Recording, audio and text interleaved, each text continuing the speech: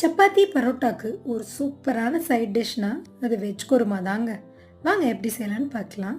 இந்த குருமாக்கு அரைக்க தேவையான பொருட்கள்: அரை மூடி தேங்காய், 1 டீஸ்பூன் சோம்பு, அரை டீஸ்பூன் கசகசை, 4 பல்லு பூண்டு, கொஞ்சம் கொத்தமல்லி, 2 பச்சை மிளகாய், கொஞ்சம் ஜீரகம். நெக்ஸ்ட்டு குருமா செய்கிறதுக்கு ஒரு ஆனியன், 1 டொமேட்டோ, கொஞ்சம் பட்டாணி, 1 கேரட், 3 பீன்ஸு, அப்புறம் பேசிக் ஸ்பைசஸ். ஒரு கடாயில் கொஞ்சமாக எண்ணெய் விட்டுக்கோங்க.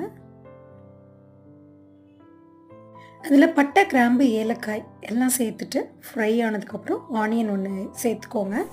இதுக்கிடையில் நம்ம அரைக்கிறதுக்காக எடுத்து வச்ச மசாலாவுக்கு அரைச்சி வச்சிடலாம். இந்த மசாலா தான் மெயின்.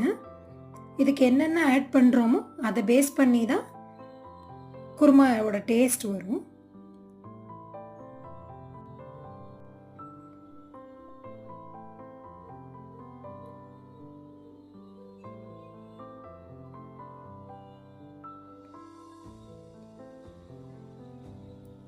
கொஞ்சமாக தண்ணி விட்டு அரைச்சிக்கோங்க.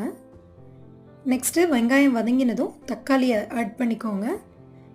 நல்லா வதக்கி விட்டுக்கோங்க. தக்காளி நல்லா வதங்கினதுக்கப்புறம் நாம் கட் பண்ணி வச்சுருக்க கேரட், பட்டாணி, பீன்ஸை ஆட் பண்ணிக்கோங்க. இதுவும் நல்லா வதக்கி விட்டுக்கோங்க. ஏன்னா காய்கறிகள் நல்லா வேகணும் இல்லையா, அதனால் நல்லா வதக்கி விட்டு ஓரளவுக்கு வெந்ததுக்கப்புறம் நம்ம ஸ்பைசஸ் ஆட் பண்ணிக்கலாம். 1 spoon chilli powder, 1 spoon garam masala, 1 spoon மஞ்சள் தூள் ஆட் பண்ணிவிட்டு நல்லா கிளறி விட்டுக்கோங்க.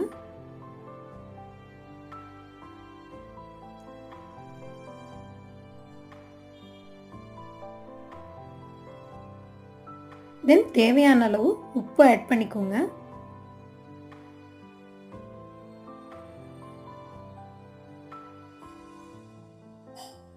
இதில் நான் அந்த அரைச்சி விட்ட மசாலாவை ஆட் பண்ணிக்கிறேன்.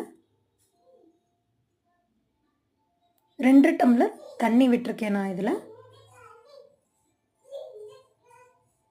நல்லா கொதி வந்ததுக்கப்புறம் இறக்கினா சூப்பரான சுவையான குருமா ரெடி.